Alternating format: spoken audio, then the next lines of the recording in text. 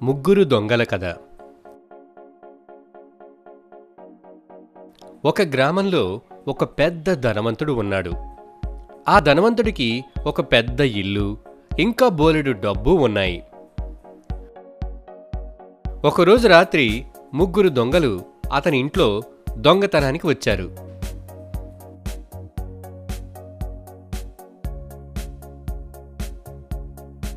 వాళ్ళు డబ్బు దొంగిలించి అడవిలోకి పారిపోయారు. కొద్దిసేపటి తరువాత వాళ్లకు చాలా ఆకలి వేసింది. అందులో ఒకడు ఆహారం కొనడానికి అక్కడికి దగ్గరలోని గ్రామానికి వెళ్ళాడు.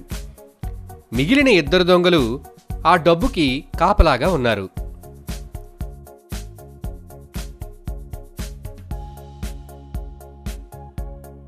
ఆహారం తినడానికి వెళ్లిన దొంగ బుర్రలో ఒక చెడ్డ ఆలోచన వచ్చింది. ముందు వాడు ఒక హోటల్కు వెళ్ళి కడుపు నిండా తిన్నాడు. ఆ తరువాత మిగిలిన ఇద్దరి కోసం ఆహారం తీసుకుని అందులో విషం కలిపాడు. ఆ విషాహారం తిని తన స్నేహితులు చనిపోతే ఆ డబ్బంతా తన సొంతమే అవుతుందని అనుకున్నాడు.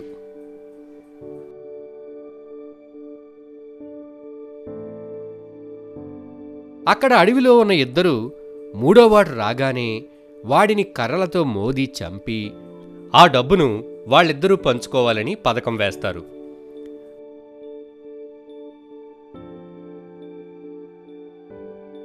మూడోవాడు ఆహారంతో అడవిలోకి రాగానే మిగిలినిద్దరూ వాడి తలపై కొట్టి చంపేస్తారు. వాడు తెచ్చిన ఆహారం తిని అక్కడి నుండి వెళ్ళిపోదామనుకొని పొట్లాలు విప్పి ఆ విషాహారాన్ని గబగబా తినేస్తారు.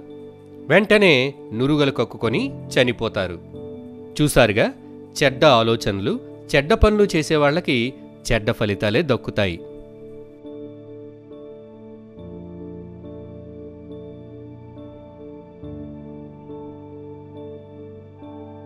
అదృష్టవంతుడు. ఒక కుటుంబంలో రాము, రాధ, వారి ఒక్కగానొక్క కొడుకు అర్జున్ నివసిస్తుండేవారు. రాము ఒక ఫ్యాక్టరీలో పనిచేసేవాడు. తన కుటుంబానికి కావలసిన అన్ని సదుపాయాలు కల్పించేందుకు అతను ఎంతో కష్టపడుతూ ఉండేవాడు. అర్జున్ చాలా అల్లరి పిల్లవాడు. అతను ఎప్పుడూ ఏదో ఒకటి కొనిమ్మని అడుగుతూ ఉండేవాడు. ఒకరోజు అర్జున్ తనకు స్పోర్ట్స్ షూ కొనిమ్మని వాళ్ళ నాన్నని అడుగుతాడు. పని పూర్తి చేసుకున్న రాము షాపుకు వెళ్ళి అర్జున్ అడిగిన చెప్పుల గురించి అడుగుతాడు. కానీ ఆ షూస్ చాలా ఖరీదైనవి. అందుకని వేరొక షూస్ను కొని ఇంటికి తీసుకువెళ్తాడు. రాము ఈ కొత్త షూస్ను అర్జున్కు ఇస్తాడు. కానీ అర్జున్ అతడు అడిగిన షూస్ తీసుకురాలేదని నిరాశతో ఎంతగానో ఏడుస్తాడు. కోపంతో ఇంటి నుంచి బయటికి వచ్చేస్తాడు. అలా నడుచుకుంటూ వెళ్ళిన అర్జున్ ఒక బస్టాప్ దగ్గర ఆగి కూర్చుంటాడు. నేను ఎప్పుడు నాకు నచ్చిన షూస్ని కొనుక్కోగలను అని ఆలోచిస్తుంటాడు. అప్పుడే అటుగా ఒక అబ్బాయి కర్రల సహాయంతో నడుచుకుంటూ వెళ్తుంటాడు. అతనికి కాళ్ళు లేని విషయాన్ని గుర్తించిన అర్జున్ ఎంతో షాక్కి గురవుతాడు. ఎంతో బాధపడతాడు. అప్పుడు అర్జున్ తనకి కాళ్ళు ఇచ్చినందుకు, అలాగే తనను ఎంతో ప్రేమించే కుటుంబాన్ని ఇచ్చినందుకు ఆ దేవుడికి కృతజ్ఞతలు చెప్తాడు. నీతి: మనకంటే లేనివారిని చూస్తే మనం ఎంత అదృష్టవంతులమో అర్థమవుతుంది. సైనికుడు, అతని గుర్రం. అనగనగా ఒక సైనికుడికి ఆ దేశ రాజు ఒక గుర్రాన్ని బహుకరిస్తాడు. అతను ఆ గుర్రంపై వెళ్ళి యుద్ధం చెయ్యాల్సి ఉంటుంది. ఆ సైనికుడు ఆ గుర్రానికి పచ్చగడ్డి, మొక్కజొన్న, ఎండుగడ్డి లాంటి బలమైన ఆహారాన్ని పెట్టి దాన్ని ప్రేమగా సాకుతాడు. ఒకరోజు ఆ గుర్రంపై యుద్ధానికి వెళ్తాడు. ఆ గుర్రం ఎంతో ఉత్సాహంగా సైనికుడికి యుద్ధంలో సహాయపడుతుంది. ఇంటికి తిరిగొచ్చిన తరువాత ఆ సైనికుడు ఆ గుర్రం గురించి పట్టించుకోవడం మానేస్తాడు. దానికి సరిగ్గా తిండి కూడా పెట్టేవాడు కాదు. ఆ గుర్రాన్ని సామాన్లు మోయడానికి, ఇంకా ఇతర బరువులు మోయడానికి బజారుకు తిప్పేవాడు. ఆ గుర్రం కొద్ది కొద్దిగా చిక్కి శల్యమైపోయింది. కొన్ని రోజుల తరువాత యుద్ధానికి రావాలంటూ సైనికుడికి లేఖ వస్తుంది.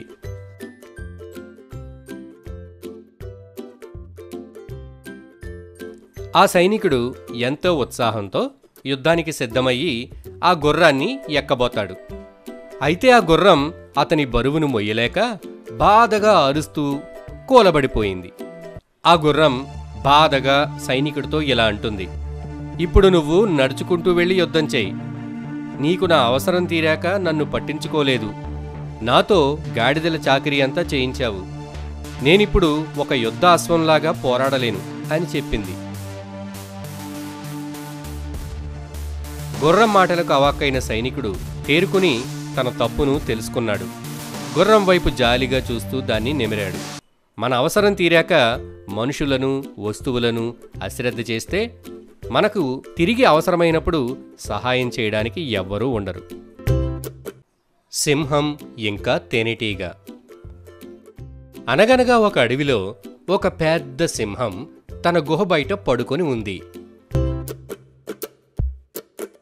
ఇంతలో ఒక తేనెటీగ ఆ సింహం చుట్టూ జూమ్ జూమ్ అని తిరుగుతూ దాన్ని బాగా ఇబ్బంది పెట్టసాగింది. సింహానికి బాగా కోపం వచ్చి గట్టిగా గాండ్రించింది. ఆ తేనెటీగ నవ్వుతూ, నేనేమీ నీకు భయపడ్ను. నువ్వు ఈ అడవికి రాజువై ఉండొచ్చు, కానీ నువ్వు నాకంటే బలవంతుడివి మాత్రం కాదు అంటుంది. నీకింకా అనుమానంగా ఉంటే మనిద్దరం కొట్లాడుకుందాం, ఎవరు బలవంతులో తేలిపోతుంది అంటుంది తేనెటీగ. సింహం సరేనని కొట్లాటకు సిద్ధమవుతుంది. ఆ తేనెటీగ జూమ్ అంటూ వచ్చి సింహం ముక్కుపై వాల్తుంది.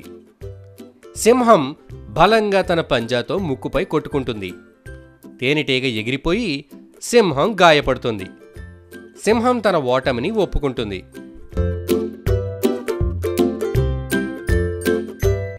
ఆ తేనెటీగ పెద్ద సింహాన్ని గెలిచానన్న గర్వంతో జూమ్ జూమ్ అంటూ ముందు వెనక చూడకుండా ఎగిరి ఒక సాలిగూడులో చిక్కుకుంటుంది.